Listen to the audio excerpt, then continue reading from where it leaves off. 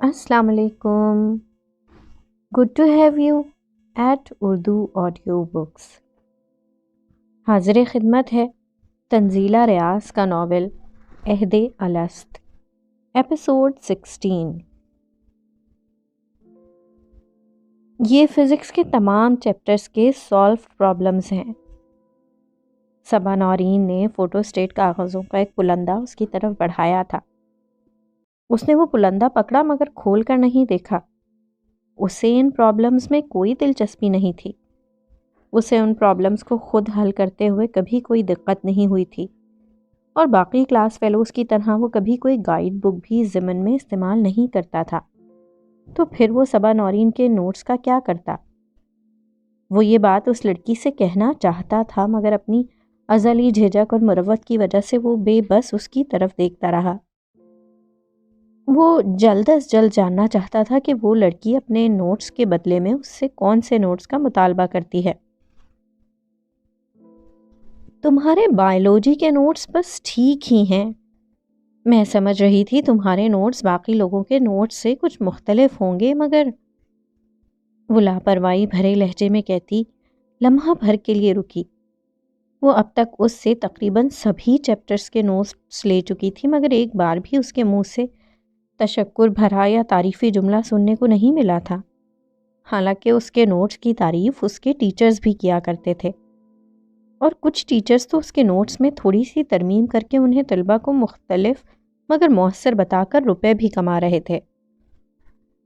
Notice بنانے کے لیے بھی ٹیکنیک چاہیے ہوتی ہے، ورنہ تو لاتعداد کتابیں، گائیڈ بکس، ٹیچرز کے دیے ہوئے ہینڈ آؤٹس وغیرہ سبھی کے پاس ہوتے ہیں. انہی میں سے نقل کر کے لوگ اپنے نوٹس بناتے رہتے ہیں، لیکن میں ایسا نہیں کرتی. میں نوٹس بناتے وقت اپنا مواد اور اپنے الفاظ استعمال کرتی ہوں. وہ اسے شروع دن سے ہی اپنی محبت میں مبتلا محسوس ہوئی تھی. میرے بائیولوجی کے نوٹس تمہارے نوٹس سے زیادہ اچھے ہیں. تمہیں چاہیے تو میں کل لا دوں گی. اس کے لہجے میں عظیم سخاوت کی خوشبو جھلکنے لگی تھی. اسی دوران طلحہ اور جنید اکیڈمی کے ریسیپشن کی طرف آتے دکھائی دیے تھے. صبا اور وہ اسی سمت میں کھڑے بات کر رہے تھے. طلحہ کے چہرے پر وہی ذو معنویت تھی جس سے وہ خار کھاتا تھا، جبکہ جنید جو انہی کا کلاس فیلو تھا اس کے چہرے پر بھی مسکراہٹ چمک رہی تھی. نہیں شکریہ، مجھے کوئی نوٹس نہیں چاہیے. مجھے یہ بھی نہیں چاہیے. اس نے انکار میں گردن ہلاتے ہوئے فزکس کے نوٹس بھی اسے واپس کر دینے چاہے. وہ وہاں سے چلے جانا چاہتا تھا. اوہو، گھر جا کر اطمینان سے دیکھنا. کاپی کروانا چاہو تو کروا لینا، پھر مجھے واپس کر دینا. میں آج کل بائیولوجی اور کیمسٹری پر زیادہ توجہ دے رہی ہوں، اس لیے مجھے ان نوٹس کی ضرورت نہیں ہے. اچھا، تم کل کیمسٹری کے پچھلے 5 چیپٹرز کے نوٹس لے آنا. میں بھی لے کر آؤں گی، پھر ہم دونوں کمپیئر کر کے دیکھیں گے.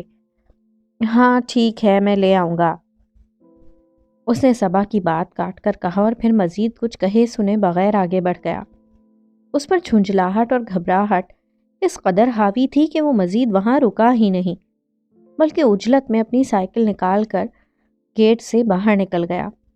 حالانکہ ابھی اکیڈمی کا ٹائم ختم ہونے میں کچھ وقت باقی تھا.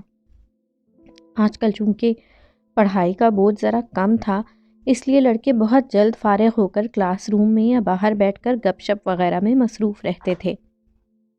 وہ لڑکے جو پڑھائی کے لیے سنجیدہ تھے اور وقت ضائع کرنے کے خلاف تھے، وہ لیب میں جا کر فزکس کے پریکٹیکلز کرنے لگتے تھے.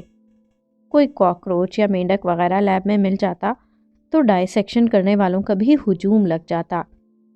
اسے مینڈک کی چیر پھاڑ کا اچھا تجربہ ہو چکا تھا، اس لیے آج راشد اپنے گھر سے ایک مینڈک ڈھونڈ ڈھانٹ کر لایا تھا.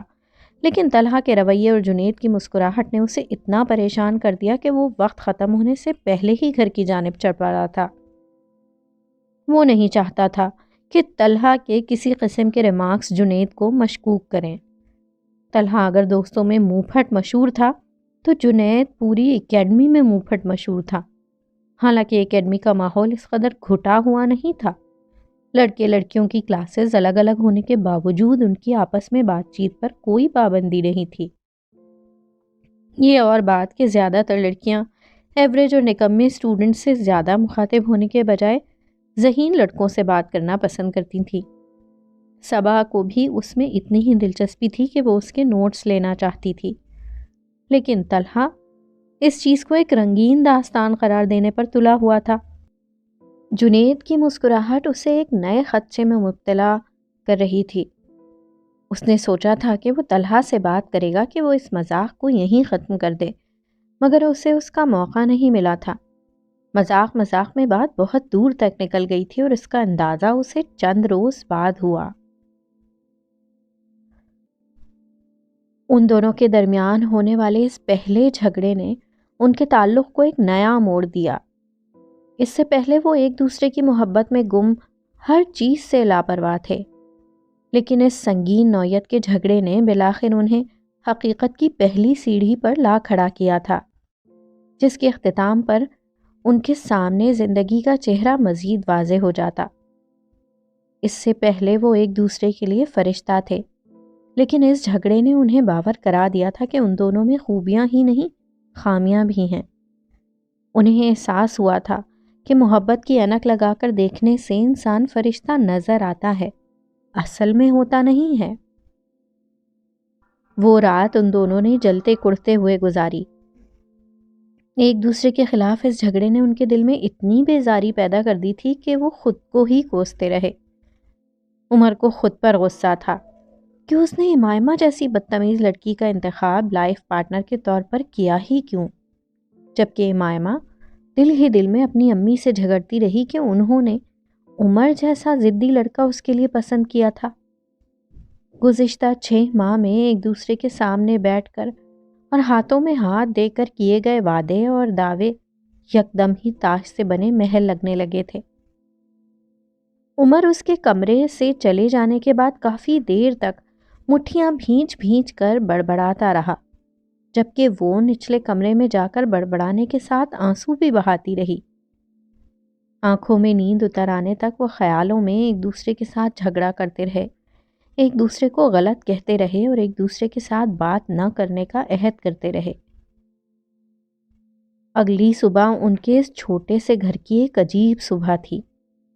ان دونوں پر ہی نہیں، سارے ماحول پر بیزاری چھائی ہوئی تھی، مگر اس چیز کو تسلیم کرنے کے لیے وہ دونوں تیار ہی نہیں تھے۔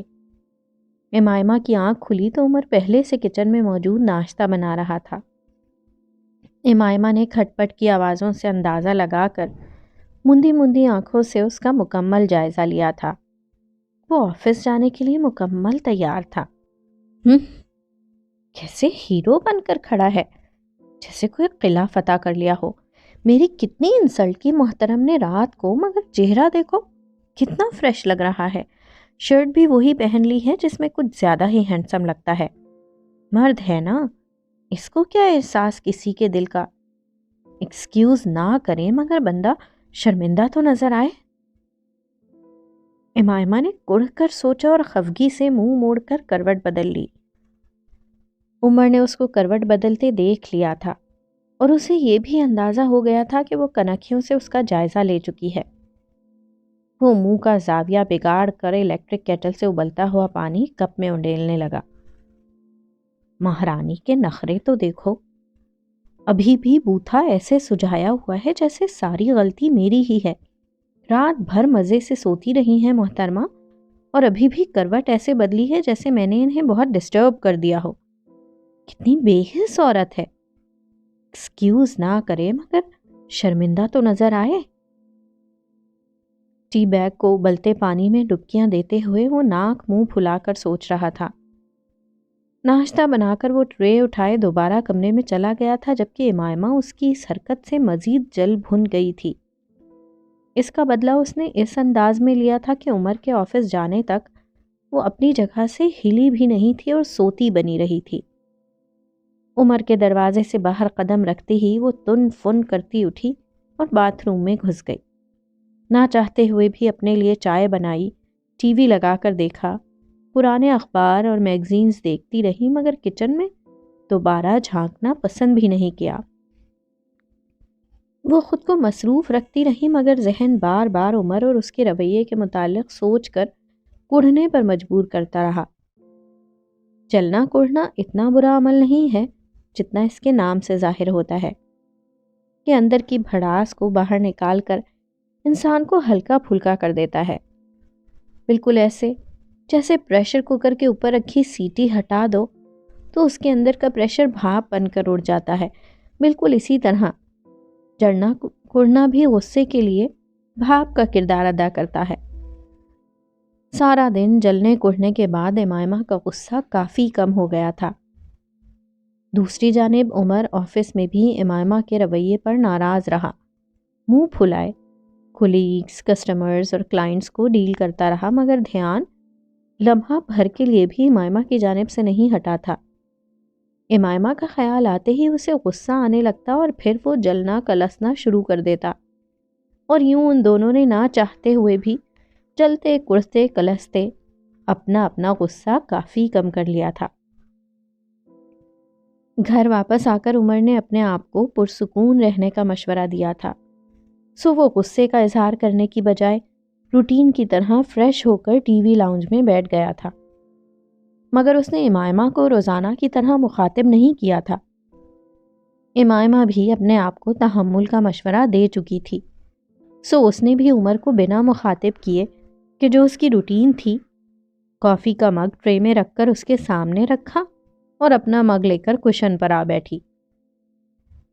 پہلے چند سپ تک وہ دونوں خاموش رہے، کنکھیوں سے ایک دوسرے کو دیکھتے رہے، پھر ایک دوسرے کی چوری پکڑ لی اور منہ کے زاویے بگاڑ بگاڑ کر ایک دوسرے کو دیکھا، اور سب سے آخر میں وہ دونوں خود کو مسکرانے سے نہیں روک سکے تھے۔ ثابت ہوا محبت میں لڑنے جھگڑنے کا عمل تخریبی نہیں، تعمیری ہوتا ہے۔ تم اگر چاہو تو مجھ سے ایکسکیوز کر سکتی ہو۔ رات کو بیڈ پر لیٹے اس کے بالوں میں نرمی سے انگلیاں چلاتے ہوئے عمر نے شرارتی انداز میں کہا تھا۔ ان کے درمیان گزشتہ جھگڑے کے موضوع پر ہونے والی یہ پہلی بات تھی۔ امائمہ اس کی بات کے رد عمل میں چند لمحے خاموش رہی۔ گزشتہ رات انہوں نے جھگڑ تو لیا تھا، لیکن صبح سے لے کر اب تک کہیں نہ کہیں وہ دونوں ہی شرمندہ ہوتے رہے تھے، لیکن جھگڑے کا ذمہ دار بننے کے لیے کوئی بھی تیار نہیں تھا۔ اسی لیے اس طرح کہنے سے امائمہ فوراً کچھ نہیں بولی۔ میں کر لیتی ہوں، لیکن وہ کچھ الجھی ہوئی تھی، اسی لیے درمیان میں رک گئی، مگر پھر نہ جانے کیا سوچ کر بولی، اوکے آئی ایم سوری، میں ہائپر ہو گئی تھی۔ عمر کو ایکسکیوز کرنے میں اس کا پہل کرنے کا عمل بے حد بھایا، مرد مشرق کا ہو یا مغرب کا، عورت کی فرما برداری صلح جوئی اسے بھاتی ہی ہے۔ عمر نے اس کی طرف رخ موڑ لیا تھا، ان دونوں نے ایک ہی تکیے پر سر رکھا ہوا تھا۔ می ٹو، سوری یار، میں بھی ہائپر ہو گیا تھا، میں نے کافی مس بیہیو کیا تم سے۔ عمر کا لہجہ کافی نرم تھا، یہ رات کا فسوں تھا، نہ کمرے میں پھیلی نیلی خوابناک روشنی کا اثر کہ جس نے عمر کے دل سے خفگی کے تمام اثرات مٹا ڈالے تھے۔ یہ صرف امائمہ کی سمجھداری تھی کہ اس نے رات کے اس پہر انا کے زوم میں آ کر ایکسکیوز کرنے سے انکار نہیں کیا تھا، تبھی عمر کا موڈ پہلے سے کہیں زیادہ خوشگوار ہو گیا۔ گزشتہ 24 گھنٹے میری زندگی کے خراب ترین 24 گھنٹے تھے امائمہ۔ اگر کوئی مجھ سے پوچھے کہ میں کون سا وقت اپنی زندگی میں دوبارہ نہیں دیکھنا چاہتا، تو میں ان 24 گھنٹوں کا نام لوں گا۔ میں زندگی میں دوبارہ کبھی جھگڑا نہیں چاہتا امائمہ، تم سے تو کبھی بھی نہیں۔ وہ اس کی آنکھوں میں دیکھتے ہوئے کہہ رہا تھا۔ میں بھی تم سے دوبارہ جھگڑا کبھی نہیں کرنا چاہتی عمر، لیکن پلیز تم مجھے کبھی دوبارہ اپنے کسی فرینڈ سے مت ملوانا۔ اگر تمہارا کوئی فرینڈ مجھے دوبارہ کبھی اس طرح گریٹ کرنے کی کوشش کرے گا تو میں پھر سے ہائپر ہو جاؤں گی۔ میں ایسی بدتمیزی دوبارہ برداشت نہیں کر سکتی۔ امائمہ نے اپنی بات مکمل کر ہی لی تھی وہ ماحول کو کشیدہ نہیں کرنا چاہتی تھی، لیکن اس وقت عمر پر اپنا موقف واضح کرنا بھی ضروری تھا۔ وہ میرا فرینڈ نہیں تھا، وہ میری فرینڈ کا ہسبینڈ تھا، اور وہ اتنا برا نہیں ہے۔ میں اس سے زیادہ بار تو نہیں ملا، لیکن جتنی بار بھی ملا ہوں میں نے اس میں کوئی خرابی نہیں دیکھی۔ وہ بہت نائس ہے۔ اسے اندازہ نہیں تھا کہ اسے تم سے اس انداز میں پیش نہیں آنا چاہیے تھا، ورنہ وہ محتاط رہتا۔ عمر نے بھی اسے اپنے انداز میں اپنے دوست کی صفائی دی تھی۔ امائمہ کا مزاج ایک دفعہ پھر برہم ہونے لگا تھا۔ ہاں، بہت نائس تھا وہ۔ تعارف ہوتے ہی گلے ملنے کو دوڑ پڑا۔ اسٹوپڈ۔ اسے آج تک کسی نے یہ نہیں بتایا کہ مسلمان عورتیں ہاتھ نہیں ملاتیں، کجا کہ انہیں گلے لگانا۔ وہ ناک چڑھا کر بولی تھی۔ اس کے سامنے اس کا مسلمان شوہر تھا، تبھی وہ بار بار اسی بات کا حوالہ اتنے آرام سے دے پا رہی تھی۔ اس کی اپنی فیملی کا کوئی مرد ہوتا تو اسی بات کا بار بار حوالہ دینے پر جذباتی ہو جاتا، مگر یہ عمر تھا۔ وہ جذباتی نہیں ہوا تھا، مگر زچ ہو گیا تھا۔ کیا تم اس بات کو بھول نہیں سکتی؟ تمہیں نہیں لگتا کہ ہم ایک بیکار بحث میں الجھ رہے ہیں؟ ایک بار پھر عمر نے اکتا کر کہا۔ بیکار کی بحث؟ یہ بیکار کی بحث ہے عمر؟ مجھے تو ابھی بھی سوچ کر گھن آتی ہے کہ کیسے۔ وہ لمحہ بھر کو رکی اور پھر بولی۔ عمر، اسے اتنا احساس تو ہونا چاہیے تھا نا کہ ایک مسلمان عورت… گڈ لارڈ، یار تم اس بات کو ختم کر دو اب۔ مسلمان عورت، مسلمان عورت، تم بار بار اس بات کو کیوں درمیان میں لے آتی ہو؟ یہ کوئی مذہبی معاملہ تو نہیں ہے نا، اور مذہب کسی کے ماتھے پر تو نہیں لکھا ہوتا۔ عمر اپنی جگہ سے اٹھ کر بیٹھ گیا تھا۔ عمر نے اپنی اکتاہٹ کو چھپانے کی کوئی کوشش نہیں کی تھی۔ یہ مذہبی معاملہ ہی تو ہے، اور مذہب ماتھے پر ہی لکھا ہوتا ہے۔ مسلمانوں کے انداز و اطوار بتا دیتے ہیں کہ وہ مسلمان ہیں۔ امائمہ نے اپنے لہجے کو دھیما رکھا تھا۔ ان کے درمیان یہ باتیں عام انداز میں ہو رہی تھیں۔ ماحول کو وہ دونوں ہی کشیدہ نہیں کرنا چاہتے تھے۔ مائی ڈیئر امائمہ عمر، میں آپ کو، اگر آپ چاہیں تو کچھ ایسے مسلمانوں سے ملواؤں گا کہ آپ نہ صرف حیران بلکہ پریشان ہو جائیں گی۔ مسلمان اب صرف نام کے مسلمان رہ گئے ہیں محترمہ۔ وہ تمام الٹی سیدھی ایکٹیویٹیز کے بعد بھی خود کو فخر سے مسلمان کہتے ہیں۔ آپ ایک وین ولسن کو دیکھ کر خفا ہیں، اور میں آپ کو ایسے ایسے اللہ دتا اور غلام مصطفیٰ دکھاؤں گا کہ آپ اپنے کانوں کو ہاتھ لگائیں گی۔ اس نے امائمہ کے ہاتھ پر اپنا ہاتھ رکھتے ہوئے کہا تھا۔ امائمہ چند لمحے چپ چاپ اس کا چہرہ دیکھتی رہی۔ خامیاں یا خوبیاں انسانوں میں ہوا کرتی ہیں، مذاہب میں نہیں۔ مذاہب سچے ہوتے ہیں، اچھے ہوتے ہیں، ان کو ماننے والے سچے ہوتے ہیں، اچھے ہوتے ہیں، مگر مذاہب کسی شخص کی برائی یا اچھائی کے ضامن نہیں ہوتے۔ اسی طرح اسلام کا ہر ماننے والا واقعی ماننے والا ہے یا نہیں، یہ تو کوئی نہیں بتا سکتا۔ امائمہ بے حد نرم لہجے میں بات کر رہی تھی۔ گفتگو کا رخ کہیں سے کہیں چلا گیا تھا۔ عمر نے اس کی بات کو سن تو لیا تھا، مگر جواباً وہ سوچ میں پڑ گیا تھا۔ پھر چند لمحے کچھ سوچنے کے بعد وہ بولا تھا، میں زیادہ اچھا مسلمان تو نہیں ہوں، مگر اسلام میں ہر بات بہت کلیئر ہے۔ یہ سالن میں ڈالے جانے والا نمک، مرچ یا چائے میں ڈالے جانے والی پتی نہیں ہے کہ اس کی تھوڑی یا زیادہ مقدار سے کسی قسم کی گریڈنگ کی جا سکے۔ مسلمان یا ہوتا ہے یا نہیں ہوتا، اس میں کوئی درمیانی راستہ نہیں ہے۔ اسلام ہمیں کچھ طور طریقے بتاتا ہے، کچھ اصول وضع کرتا ہے، اور زندگی گزارنے کے لیے کچھ آئین یعنی دین دیتا ہے۔ اب طور طریقوں کو ماننے والا، ان اصولوں کو اپنانے والا اور اسلامی آئین یعنی دین کے راستے پر چلنے والا شخص ہی مسلمان کہلانے کا حقدار ہے۔ بات بہت سادہ ہے اور بہت پیچیدہ بھی ہے۔ ہم اگر یہ کہیں کہ اللہ ایک ہے اور نبی پاک صلی اللہ علیہ وآلہ وسلم اللہ کے آخری نبی ہیں، اور اس کے بعد ہم یہ کہیں کہ ہم 5 نمازیں پڑھے بغیر بھی مسلمان ہیں، تو یہ غلط ہے۔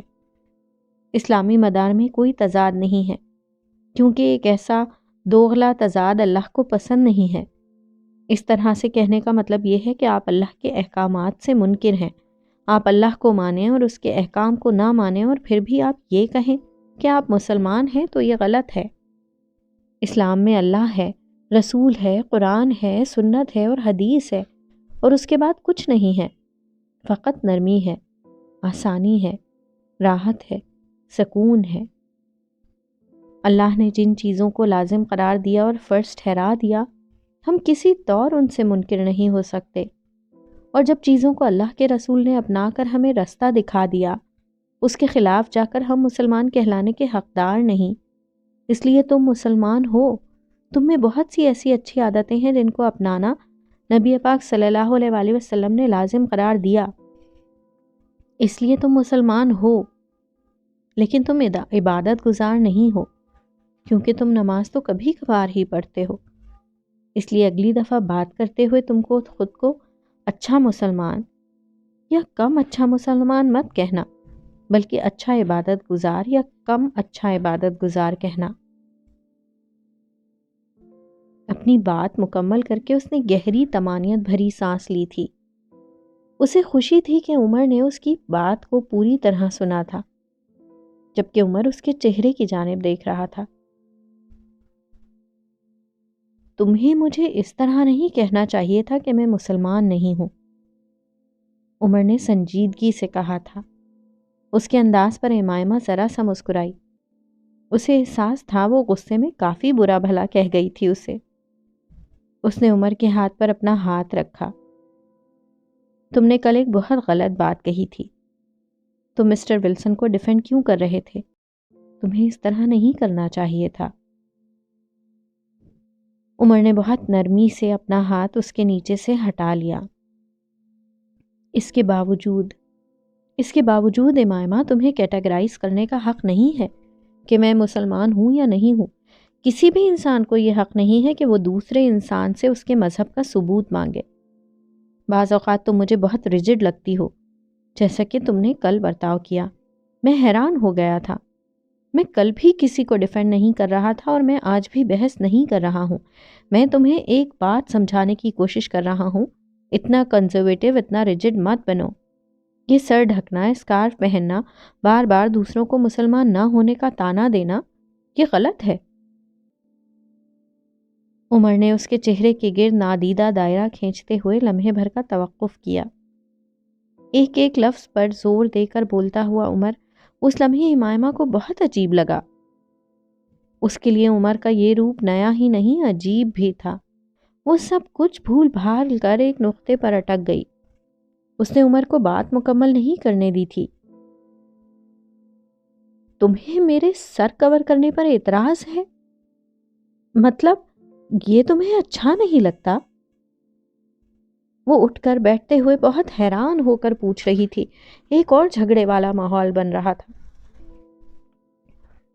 مجھے اعتراض نہیں ہے، لیکن ہاں، یہ مجھے اچھا نہیں لگتا۔ تم اس کے بغیر زیادہ خوبصورت لگتی ہو۔ وہ اعتراف کر رہا تھا۔ امائمہ کا منہ بن گیا۔ تم نے پہلے کبھی نہیں کہا، یعنی کبھی روکا نہیں مجھے آج سے پہلے۔ اس کا لہجہ ایک بار پھر روکھا ہو گیا تھا۔ اوہو، میں کیوں روکوں گا تمہیں؟ مجھے یہ اچھا نہیں لگتا، یہ میرا پرسنل معاملہ ہے، اور تم اس کو پہنتی ہو، یہ تمہارا پرسنل معاملہ ہے۔ تمہیں اگر یہ پسند ہے تو تم کو اسے استعمال کرنے کا پورا حق ہے۔ عمر کو اس کے چہرے سے اس کی خفگی کا اندازہ ہو رہا تھا، اس لیے وہ قدرے اکتا کر بولا۔ وہ گفتگو کے ایک اور جھگڑے پر ختم نہیں کرنا چاہتا تھا۔ امائمہ بھی یہ نہیں چاہتی تھی۔ اس نے ہونٹ بھینچ کر چہرے کے تاثرات کو نارمل کرنا چاہا۔ تھینک یو سو مچ۔ یہ واقعی میرا پرسنل معاملہ ہے۔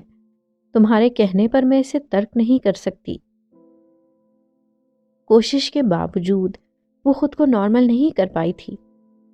آف کورس، میں بھی تو یہی کہہ رہا ہوں تمہیں، اور پلیز اب اس ٹاپک کو یہیں ختم کر دیں تو بہتر ہے۔ امائمہ چند لمحے خاموش بیٹھی کچھ سوچتی رہی، اور پھر اس کو یہی بہتر لگا کہ فی الوقت وہ بات کو طول نہ دے، سو وہ چپ ہو گئی تھی۔ اس نے سوچا تھا وہ کسی روز عمر کو سمجھا سکتی ہے، مگر بعد میں وہ خود ہی بھول گئی تھی۔ عمر نے بھی دوبارہ کبھی اس کے لباس کے متعلق اس سے کوئی بات نہیں کی تھی۔ ان دونوں کو ہی احساس ہو گیا تھا کہ یہ ایک ایسا موضوع ہے جو ان کے درمیان خفگی کا باعث بن سکتا ہے، سو وہ اسے دوبارہ چھیڑنا ہی نہیں چاہتے تھے۔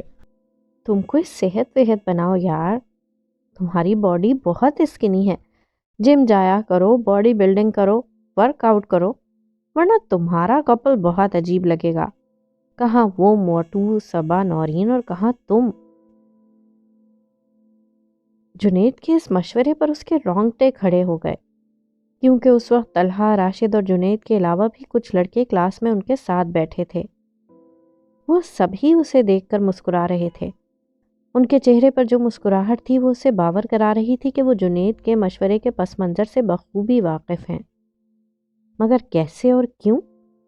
انہیں یہ سب کس نے بتایا تھا؟ اس نے یک دم طلحہ کی جانب دیکھا۔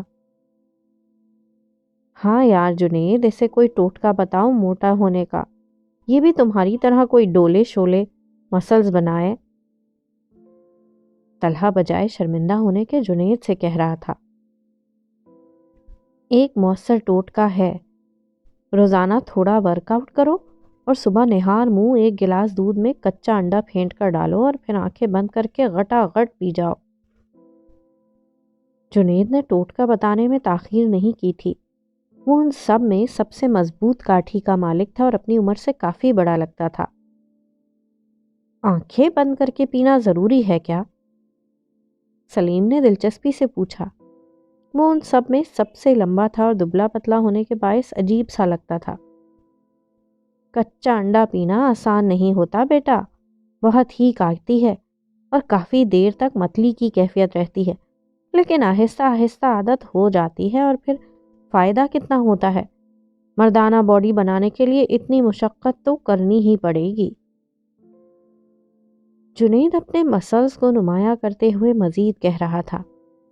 اسے اپنے تن و من جسم پر کچھ زیادہ ہی ناز تھا۔ یخ، ایسی مردانہ باڈی جس میں مرد کو الٹیاں ہی لگی رہیں۔ سلیم نے ناک چڑھایا تھا۔ تمہیں بتا کون رہا ہے؟ میں تو اپنے اس چوزے کو بتا رہا ہوں جس نے بھینس جیسی لڑکی سے دوستی کی ہے۔ جنید نے دوستانہ انداز میں اس کے کندھے پر ہاتھ رکھا۔ وہ میری دوست نہیں ہے۔ اس نے جنید کا ہاتھ جھٹک دیا۔ اس کی آواز کپ کپا رہی تھی۔ اسے اتنا غصہ آ رہا تھا کہ اس کا دل چاہا وہ جنید کا منہ نوچ لے، مگر اس کے اندر ہمت کی کمی تھی اور غصے کے باعث اس کی آواز اتنی آہستہ تھی کہ کسی نے دھیان ہی نہیں دیا کہ اس نے کیا کہا ہے۔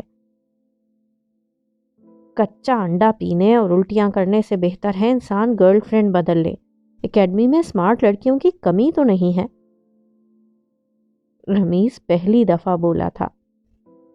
سب ہنستے ہوئے تائیدی انداز میں اس کی جانب دیکھنے لگے، اور یہی وہ لمحہ تھا جب نہ جانے کیسے اس میں اتنی ہمت آ گئی کہ اس نے ہاتھ میں پکڑی فائل جنید کو دے ماری، جسے جنید نے مذاق سمجھ کر کیچ کر لیا تھا۔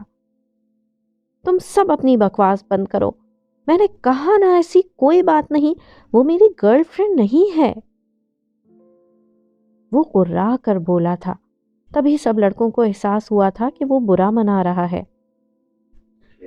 ہم بھی کن فضول باتوں میں پڑ گئے ہیں۔ چلو کل کے ٹیسٹ کے متعلق سر رضوان سے پوچھتے ہیں۔ نواں چیپٹر بہت لمبا ہے، آدھا کل کر لیں گے اور آدھا پرسوں، ٹھیک؟ راشد نے اس کا انداز بھانپ کر سب سے پہلے موضوع تبدیل کرنا چاہا تھا۔ در پردہ وہ اسے ٹھنڈا کرنا چاہ رہا تھا، لیکن جنید نے اسے ایسا کرنے نہیں دیا تھا۔ کر لیں گے کل کا ٹیسٹ ڈسکس، پہلے یہ بات ختم ہو جائے۔ ہاں بھائی تم بتاؤ، ہم سے کیوں چھپا رہے ہو؟ ساری اکیڈمی کو پتا ہے کہ صبا تمہاری گرل فرینڈ ہے۔ جنید ہٹ دھرمی سے بولا تھا، جس سے وہ مزید دب گیا۔ حالانکہ بہت دھیمے مزاج کا لڑکا تھا جو کسی سے بھی اونچی آواز اور سخت لہجے سے خائف ہو جایا کرتا تھا، مگر اس وقت اسے اتنا غصہ آ رہا تھا کہ وہ جنید جیسے بھاری تن و توش کے مالک لڑکے سے بھڑ گیا تھا۔ میں نے کہا نا وہ میری گرل فرینڈ نہیں ہے، تم اپنی بکواس بند کیوں نہیں کرتے؟ وہ جنید کے بالمقابل کھڑا ہو گیا تھا۔ نہیں کرتا بکواس بند، وہ تمہاری گرل فرینڈ ہے، وہ تمہاری گرل فرینڈ ہے، وہ تمہاری گرل فرینڈ ہے، کر لو جو کرنا ہے۔ جنید پر اس کے منمناتی آواز کا خاک اثر ہونا تھا، الٹا وہ زیادہ بدتمیزی پر اتر آیا تھا۔ اس نے آؤ دیکھا تھا نہ تاؤ، وہ جنید کو دھکا دے دیا تھا۔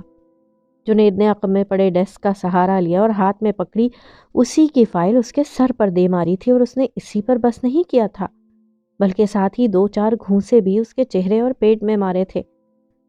وہی لڑکے جو ان کے ساتھ بیٹھے تھے ان کے درمیان ہونے والے اس جھگڑے سے ڈر کر ادھر ادھر ہو گئے تھے۔ راشد نے باہر نکلنے میں پہل کی تھی جبکہ طلحہ اور رمیز جنید کو روک رہے تھے۔ جنید کے بھاری ہاتھوں سے اس کا ہونٹ پھٹ گیا تھا اور اس میں سے خون بہنے لگا تھا۔ دیکھتے ہی دیکھتے اس کی ہلکی نیلی قمیص سرخ خون سے داغدار ہو گئی تھی۔ زیادہ ہی شوخی میں آ گیا تھا، اس کو سبق سکھانا ضروری تھا۔ جنید نے زمین پر تھوکتے ہوئے غصیلے لہجے میں کہا۔ وہ غصہ جو اس کے دماغ کو چڑھا تھا وہ جنید کے چند گھونسوں نے لمحہ بھر میں اتار دیا تھا۔ وہ اپنے آپ کو اس غبارے کی طرح محسوس کر رہا تھا جس میں ہوا بھرتے ہی وہ پھٹ گیا ہو۔ کیا ہو رہا ہے یہ سب؟ داخلی دروازے سے ایک سخت گیر آواز سنائی دی تھی۔ باہر نکلنے والے لڑکوں میں سے کسی نے شکایت کرنے میں دیر نہیں کی تھی۔ پھٹے ہوئے غبارے کے منہ سے مزید خون بہنے لگا۔ میری زندگی کا 15واں سال۔ کوہو اور مسٹر ایرک عمروں اور مزاج کے تفاوت کے باوجود تقریباً 1-1.5 سال سے خوشحال شادی شدہ زندگی گزار رہے تھے۔ ہمارے فارم ہاؤس پر ان کا مکمل قبضہ تھا اور فارم ہاؤس میں جو کچھ تھا مجھ سمیت اب ان کے اختیار میں تھا۔ وہ دونوں ایسے باہم شیر و شکر ہو گئے تھے کہ بعض اوقات میں ان کو دیکھ کر حیران ہوتا تھا کہ یہ پہلے اپنے اصلی روپ میں تھے یا اب ان کا اصل روپ میرے سامنے آیا تھا۔ وہ دونوں خود غرض تھے، لالچی، من موجی اور فضول خرچ بھی تھے۔ میں نے دوبارہ کبھی انہیں ایک دوسرے کی مخالفت کرتے دیکھا اور نہ وہ کبھی میرے سامنے جھگڑے۔ کوہو خوبصورت تھی، ماڈلنگ اور اداکاری اس کا جنون تھی۔ اسے سوسائٹی بٹر فلائی بن کر رہنا اچھا لگتا تھا۔ وہ جی جان سے بڑی بڑی رقمیں خرچ کر کے اپنے اس جنون کو پورا کرنے کی کوشش میں مصروف ہو گئی تھی۔ وہ مہینے کے زیادہ دن گرینڈ پارک کے لندن والے گھر میں گزارتی۔ اس کا حلقہ احباب پہلے سے بھی زیادہ وسیع ہو گیا تھا۔ اس کے سینکڑوں چاہنے والے تھے اور اس کے پرستاروں میں تیزی سے اضافہ ہو رہا تھا۔ اب وہ ڈیزائنر کپڑے پہنتی تھی، مہنگی ایکسیسریز استعمال کرتی تھی، جس سے اس کی شخصیت مزید دمکنے لگی تھی۔ وہ پہلے سے کہیں زیادہ پر اعتماد ہو گئی تھی، لیکن یہ بھی ایک حقیقت تھی کہ ابھی تک اسے کوئی قابل ذکر کام نہیں ملا تھا جس سے وہ پائے کی اداکار بن کر سامنے آ سکتی۔ اس نے مشہور جریدوں کے لیے ہزاروں پاؤنڈز خرچ کر کے بہترین شوٹس کروائے تھے، لیکن وہ منزل جس کی اسے تلاش تھی ابھی بہت دور تھی۔ مسٹر ایرک کوہو سے بھی 2 ہاتھ آگے تھے۔ ان کا شوق بھی میرے گرینڈ پیرنٹس کی دولت کا محتاج تھا۔ وہ سوٹڈ بوٹڈ ہو کر منہ میں پائپ لے کر اپنے حلقہ احباب میں سب سے منفرد اور انٹلیکچوئل نظر آنے کے شوقین تھے۔ انہیں کیسینو جانے، بڑی بڑی رقموں پر جوا کھیلنے اور پھر ہار جانے کا خب تھا۔ وہ ڈربی میں گھوڑوں پر بھی لمبی رقمیں خرچ کرتے اور خوش رہتے۔ مجھے نہیں پتا کہ وہ کبھی جیتے بھی تھے یا نہیں، لیکن وہ اکثر ہارتے تھے۔ مجھ سے وہ دونوں ہی اپنے معاملات زیر بحث نہیں لاتے تھے، لیکن میں اب بڑا ہو رہا تھا۔ ان کے رہن سہن اور شاہانہ طرز زندگی سے بہت سی باتیں مجھے خود بخود سمجھ آنے لگی تھیں۔ قدرت نے مجھے ایسی زبردست قوت مشاہدہ عطا کی تھی کہ میں ایک نظر سے بہت سی باتیں سنے ان کہے جان لیتا تھا۔ میرے لیے حیرت انگیز بات یہ تھی کہ میرے گرینڈ پیرنٹس کے پاس اتنی وافر دولت تھی تو ہمارا طرز زندگی اتنا سادہ کیوں رہا تھا۔ ہمارے گھر کا ماحول، ہمارے درمیانی درجے کے دوست، عام رہن سہن، کسی نے بھی کبھی مجھے احساس نہیں دلایا تھا کہ ہم کوئی ہائی پروفائل خاندان کا حصہ ہیں۔ گرینڈ پا اور گرینی کے دوست ملکوں بکھرے تھے، لیکن گرینی بھی کبھی خود کو شاہی فرد نہیں سمجھتی تھیں۔ مجھے ہمیشہ اپنا کام خود کرنے اور محنت سے کرنے کا درس دیا گیا۔ انہوں نے جہاں میری لاتعداد خواہشات پوری کی تھی، وہیں بہت سی خواہشات پر صبر کرنے کی تلقین بھی کی گئی، جبکہ کوہو کے رنگ ڈھنگ کسی مہارانی سے کم نہیں تھے، اور یہی حال مسٹر ایرک کا بھی تھا۔ وہ دونوں شاہی افراد سے بھی زیادہ شاہی طرز زندگی اپنا چکے تھے۔ ایک بات کا اعتراف میں ضرور کروں گا کہ ان کی قسمت میں کچھ نہ کچھ جادوئی عنصر ضرور تھا۔ ان دونوں کے ملنے سے ہماری دولت کو خمیر لگ گیا تھا۔ وہ تیزی سے پھلنے پھولنے لگی تھی، جبکہ میں جس کے پھلنے پھولنے کی عمر تھی، ان کے سائے میں گہنا رہا تھا، ایک مشروم کی طرح جو درختوں کے سائے میں اگتی پھلتی پھولتی ہیں اور پھر دھیرے دھیرے مرجھا جاتی ہیں۔ میں اسی طرح ان کے سائے میں پل رہا تھا۔ میں بظاہر اپنی مرضی کی خود مختار زندگی گزار رہا تھا، مگر میری ہر حرکت پر ان کی نظر رہتی تھی۔ وہ ہر بات کے متعلق سوال کرتے تھے اور ہر چیز پر ٹوکتے تھے۔